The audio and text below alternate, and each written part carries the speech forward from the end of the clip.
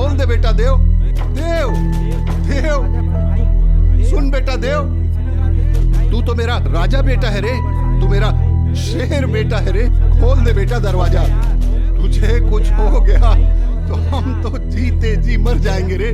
तू अपनी माँ के बारे में तो सोच बेटा। देव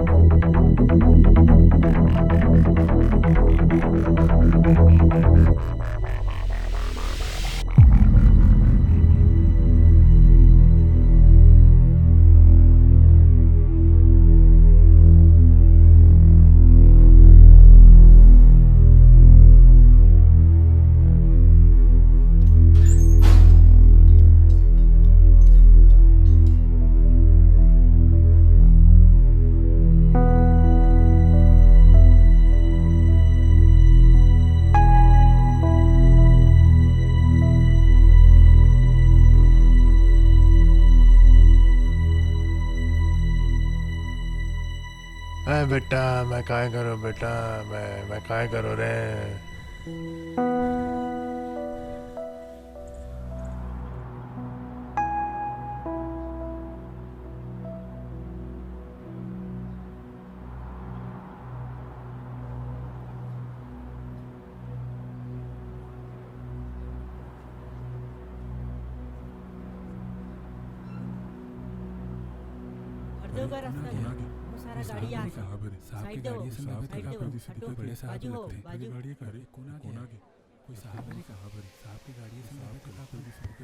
इतनी भीड़ क्यों लगी यहाँ पे? फांसी लगा डाली साहब। फांसी?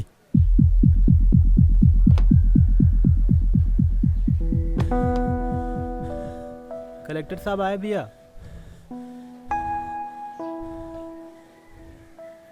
ये सब कैसे हुआ?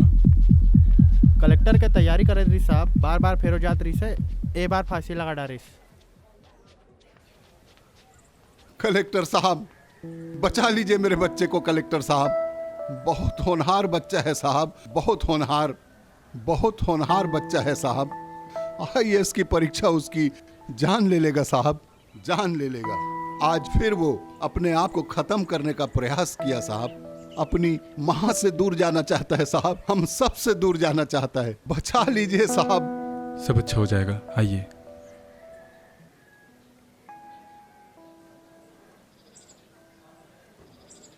और मेरे बब्बर शेर, IAS बनना चाहते हो?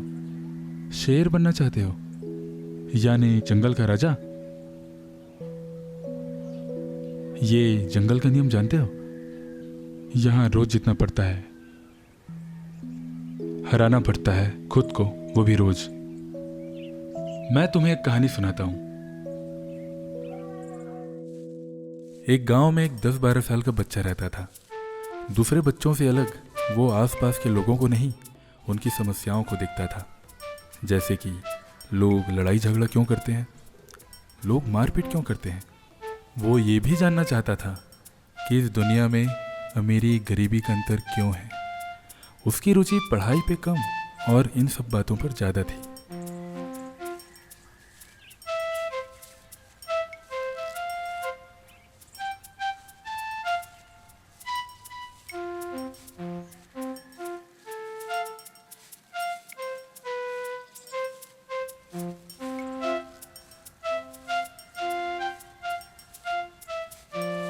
रिजल्ट का दिन था। उसका रिपोर्ट कार्ड मानो चिड़िया का घोंसला था, अंडे ही अंडे। आज तेरा रिजल्ट था ना?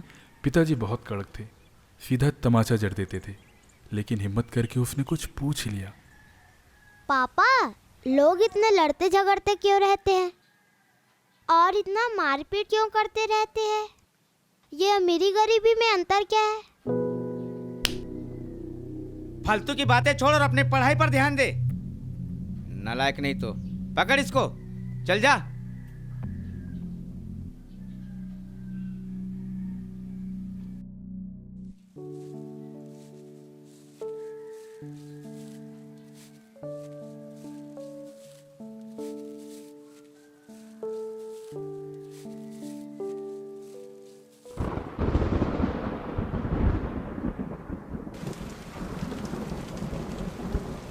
बारिश का दिन था, बिजलियां कड़क रही थी। ऐसे में सिर्फ वो ही था जो उस दिन स्कूल पहुंचा था।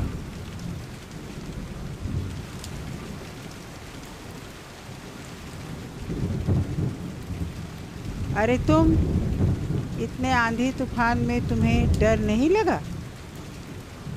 मैडम, ये तूफान तो कुछ भी नहीं। जिंदगी में इससे बड़े बड़े तूफान झेलने बाकी है। पिताजी पियोन थे। आर्थिक स्थिति कुछ खास नहीं थी। सरकारी नौकरी को वो बड़ी बात मानते थे। एक दिन बेटे को वो अपने दफ्तर ले गए। बड़े साहब बैठते हैं वहाँ।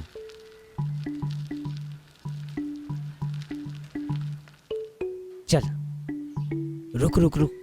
नमस्ते सर। ये तुम्हारा रोज का नाटक रोज देख रहा हूं, बर्दाश्त नहीं करूंगा, समझ गए? क्या तरीका है ये? बड़े अधिकारी से शिकायत करता हूं।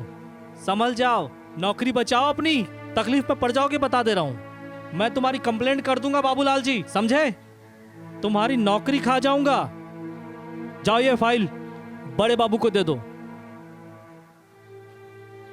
और ध्यान रखना, आगे से ऐसा नहीं होना चाहिए। बड़े अधिकारी से शिकायत करता हूँ, समझ जाओ, नौकरी बचाओ अपनी, तकलीफ तो पड़ जाओगे, बता दे रहा हूँ। मैं तुम्हारी कंप्लेंट कर दूंगा बाबूलाल जी, समझे? अपने पिताजी का ओहदा वो समझ रहा था और साथ ही वो ये भी समझ रहा था कि एक अधिकारी बड़ा बदलाव ला सकता है। पिताजी के दबाव में वह भी एक सरकारी दफ्तर में पियून बन गया, लेकिन पियून की नौकरी उसे रास नहीं आई।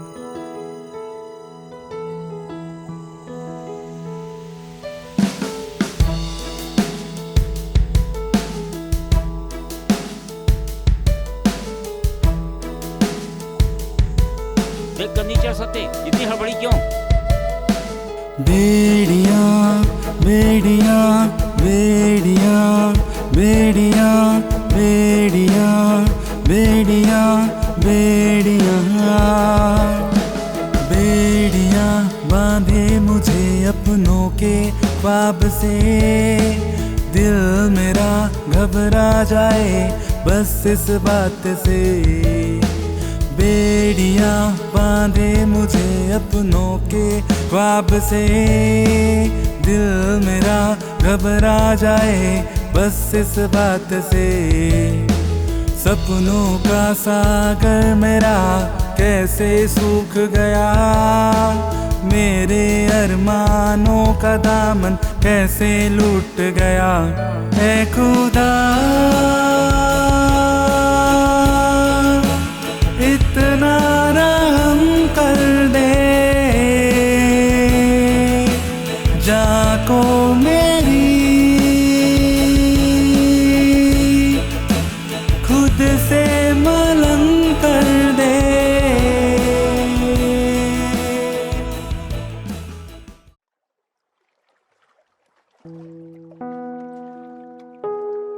वो अपनी हर छोटी मोटी बातें अपनी दोस्त को बताया करता था, जो उसे हमेशा सही सलाह दिया करती थी। श्रद्धा, मुझे समझ नहीं आ रहा यार कि ये काम मुझे करना चाहिए भी कि नहीं। मुझे नहीं लगता कि मैं ऐसा कर पाऊंगा। मुझे नहीं लगता कि ये मेरे लायक है। मैं तो लोगों के लिए कुछ करना चाहता हूँ, बहुत कुछ करना चाहता हूँ। पापा को ऐसे नहीं देख सकता मैं अब, और ना ही अपने आप को। समझ नहीं आ रहा है क्या करूँ। देखो विजय, मैं तुमको बचपन से जानती हूँ। मुझे पता है तुम इन सब चीज़ों के लिए नहीं बने हो। तुम तो कुछ करना चाहते थे ना, अलग करना चाहते थे लोगों के लिए। अब क्या हुआ? बड़ी चीज़ों की तैयारी करो ना, IAS बनो, लोगों के लिए कुछ करो। यही तो तुम चाहते थे शुरू से ही। श्रद्धा की बातें उसे समझ आ गई। उसने IAS की तैयारी करने का फैसला कर लिया। अपने कड़क पिताजी से इस बारे में उसने डरते डरते बात की।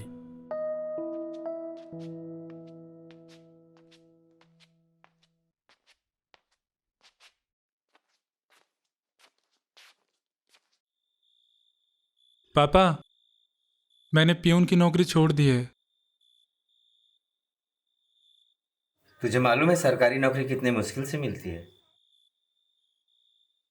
पापा, लेकिन मुझे ये नौकरी मेरे लायक नहीं लगती है। मैं कुछ नया करना चाहता हूँ, कुछ बड़ा, ऐसा कुछ जिसमें मेरी खुशी तो शामिल हो ना, जिसमें आपकी खुशी शामिल हो, जिसमें ज़्यादा से ज़्यादा लोग खुश हों। तो मैंने सोचा है कि मैं IAS की तैयारी करूँगा। IAS? तुझे मालूम है IAS के लिए कितना पढ़ना पड़ता है? कितने पापड़ बेलने पड़ते हैं? अरे कितना तनाव झेलना होता है। हम लोग है ना, सड़क पर आ जाएंगे, सड़क पर आदमी कर्जे में डूबता चला जाता है। पढ़ने वाले तो अपनी तैयारी से परेशान होकर अपनी पढ़ाई को छोड़ देते हैं, लेकिन जो दुखों का जो ठीकरा है ना, वो घर वालों पर फूटता है, घर वालों पर। मैंने तो कई बच्चों को आत्महत्या तक करते देखा है। नहीं, मैं ये तनाव नहीं झेल सकता। ए, तूने सही में नौकरी तो नहीं छोड़ दी? हाँ पापा, छोड़ दिया है।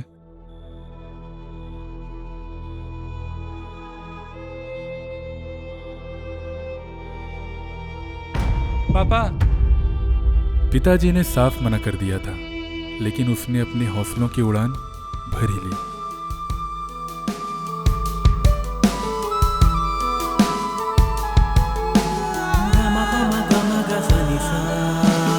आराइशों की गुजारिश कब तक मैं करूं, देखे थे जो ख्वाब सारे कैसे तोड़ दूं, हिलती बाहों की शिकायत कब तक मैं करूं, छोड़े पूरी दुनिया मुझे कैसे खुद को छोड़ दूं, ऐ खुदा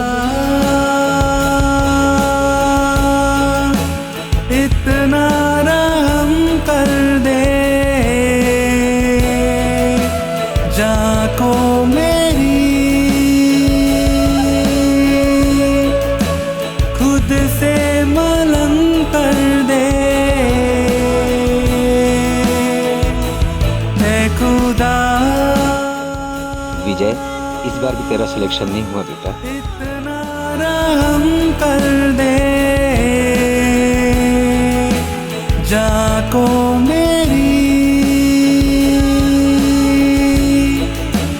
खुद से मलंग कर दे।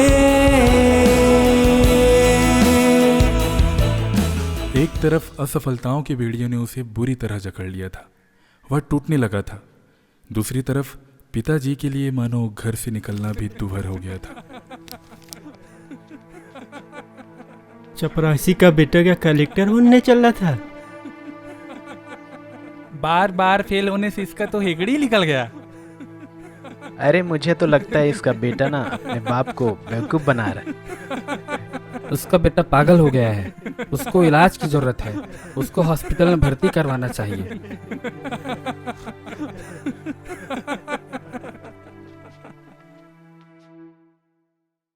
विजय, कुछ भी नहीं हुआ है।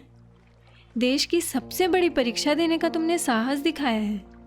सब कुछ अच्छा चल रहा है, आगे भी अच्छा ही होगा। क्या अच्छा चल रहा है? क्या ये सब अच्छा चल रहा है? मैं पापा से आंखें नहीं मिला पा रहा हूँ, पापा दूसरों से आंखें नहीं मिला पा रहे हैं। क्या ये सब अच्छा चल रहा है? माँ मेरे लिए मिन्नतें मांगती है, पापा दिन रात मेरी चिंता में डूबे रहते हैं। अपने माँ बाप को अपनी आंखों के सामने बूढ़ा होते देखना, वो भी तब जब आप कुछ नहीं कर पा रहे हो। क्या यही अच्छा लगता है?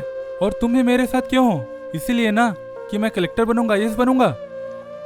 असलियत तो ये है कि मेरे अंदर वो काबिलियत ही नहीं है। सच्चाई तो ये है कि चपरासी का बेटा एक चपरासी ही बन सकता है, राजा नहीं। उसकी इस हालत को देखकर श्रद्धा ने उससे दूरी बनाने का फैसला कर लिया था। अब उसने ये फैसला क्यों किया, नहीं पता।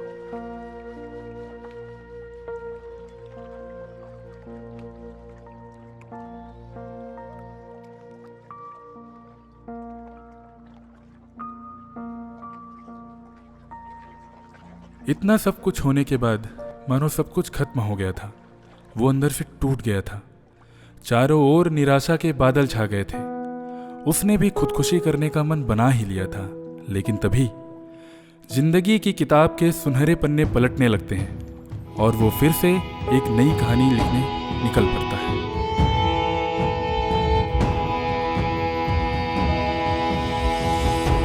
तूफान झेला है तूने, अब बनना बाकी है। बड़े अधिकारी से शिकायत करता हूँ, समझ जाओ, नौकरी बचाओ अपनी, तकलीफ तो पड़ जाओगे, बता दे रहा हूँ। हीरा है तू, बस चमकना बाकी है। पापा, लोग इतने लड़ते झगड़ते क्यों रहते हैं और इतना मारते क्यों करते रहते हैं? सूरज सा तेज है तुझ में, बस जलना बाकी है। ये तूफान तो कुछ भी नहीं, जिंदगी में इससे बड़े बड़े तूफान झेलने बाकी है। क्योंकि रुको मेरे दोस्त, पिक्चर अभी भी बाकी है।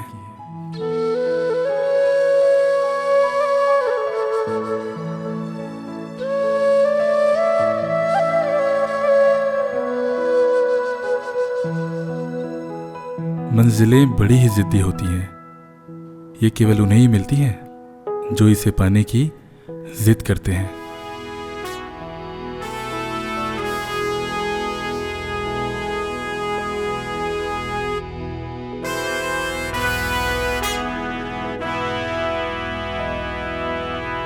जानना नहीं चाहोगे किसकी कहानी है? हमारे कलेक्टर साहब की ही कहानी है।